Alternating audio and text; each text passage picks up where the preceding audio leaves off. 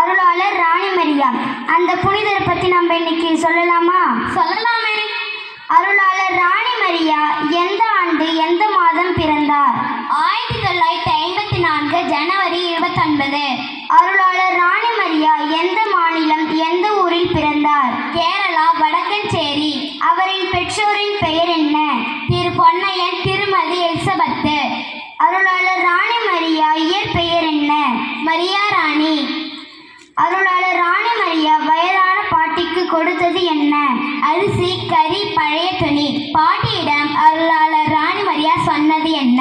கடவுளுக்கு தெரிஞ்சா போதும். அருளாளர் ராணி மரியாவை துறவற பாதைக்கு அனுப்பியது எது? தாயின் கண்ணீரும் தந்தையின் ஆசீர்வாதமும். அருளாளர் ராணி மரியா எந்த ஆண்டு எந்த சபையில் சேர்ந்தார்? 1972 பிரான்சிஸ்கன் கிளாரிஸ்ட்.